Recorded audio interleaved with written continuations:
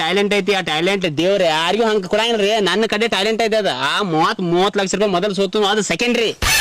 10 ಲಕ್ಷ ರೂಪಾಯಿ ಗೆಲ್ಲು ಟ್ಯಾಲೆಂಟ್ ಐತಿಲ್ಲ ಒಂದು ರಾತ್ರಿಯಾಗ, ಅದು ಎಲ್ಲರಿಗೂ ದೇವ್ರು ಕೊಡಂಗಿಲ್ಲ.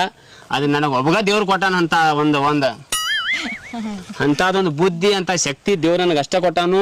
ನೀವು ಅಂತ ಪ್ರಯತ್ನ ಮಾಡಕ್ ಹೋಗ್ಬೇಡ್ರಿ. ಯಾಕಂದ್ರೆ ಗೆಲುವು ಅನ್ನೋದು ನಾ ಹುಟ್ಟ ತೊಗೊಂಡ್ ಬಂದೇನ್ರಿ. ಕೆಟ್ಟ ಸುಳ್ಳು ಮಗನ ಹುಟ್ಟ ತೊಗೊಂಡ್ ಬಂದನ. ಗೆಲುವು ಅಂದ್ರೆ ಗೆಲುವು. ಮೊದಲು 30 ಲಕ್ಷ ರೂಪಾಯಿ ಆಸ್ತಿ ಪಾಸ್ತಿ ಮಾರ್ಕೊನಿ, ಅದು ಸೆಕೆಂಡ್ರಿ. 30 ಲಕ್ಷ ರೂಪಾಯಿ ಎದಕ್ ಮಾರ್ಕೊಂಡ್ರಿ ನೀವು? ಇದನ್ನ ಆಡ್ರಿ ಇದ ಆಡಿ ಸೋತು. ಅದು ಜಾಸ್ತಿ ವೈರಲ್ ಮಾಡಬಾರ್ದ. ಅದು ಜಾಸ್ತಿ ವೈರಲ್ ಮಾಡಕ್ ಹೋಗ್ಬಾರ್ದ. ಬಾಳ್ ಬಡದಾರಿ ಮಂದಿ. ಮೊದಲ್ ಏನ್ 30 ಲಕ್ಷ ರೂಪಾಯಿ ಸಾಲ ಸಮುದ್ರ ಎಲ್ಲಾ ಮಾಡ್ಯಾನು, ಅದೆಲ್ಲ ಬಿಟ್ಟು ಬಿಡ್ರಿ ಅದನ್ನ. ಬಟ್ ಈಗ 10 ಲಕ್ಷ ರೂಪಾಯಿ ಗೆದ್ದಲ್ಲ, ಅದ್ ಮೇನ್. ಯಾಕಂದ್ರೆ ನಮ್ಮ 10 ಲಕ್ಷ ರೂಪಾಯಿ ಗೆದ್ದನು. ನಮ್ಮ ನೋಡಿ ಉರ್ಕೋಲಿ. ನಮ್ಮ ಸಂಬಂಧಿಕರಿಗೆ ಒಂದ ಮಾತು ಹೇಳ್ತಾನು, ಇನ್ನು ನನ್ನ ಮನೆ ಸನ್ಯಕ್ ಬಂದಿರ್ರಿ. ಯಾವ ಹಬ್ಬಕ್ಕೆ ನನ್ನ ಕರೆದಿಲ್ಲ, ಯಾವ ದೀಪಾವಳಿ ಬಂದಾಗ ಕರೆದಿಲ್ಲ, ಯಾವ ಏನ್ ಹಬ್ಬ ಬಂದ್ರು ಕರೆದಿಲ್ಲ. ಒಂದು ಪ್ಯಾಂಟ್ ಇಲ್ಲ, ಒಂದು ಚೆಡ್ ಇಲ್ದ ನಮ್ಗೆ ಸಂಬಂಧಿಕರ ಅಟ್ಟು ಕೀಳಾಗಿ ನೋಡ್ಯಾರ.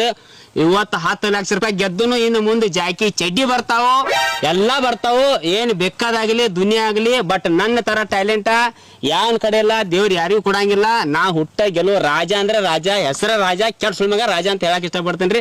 ಮತ್ತೆ ನಿಮ್ದು ನೆಕ್ಸ್ಟ್ ಏನೈತಿ ಅದನ್ನ ನೀವು ನಮಗ ಕೇಳ್ರಿ, ನಾವ್ ಅದ್ರ ಬಗ್ಗೆ ಹೇಳ್ತೇವೆ. ಚಪ್ಪಾಳೆ.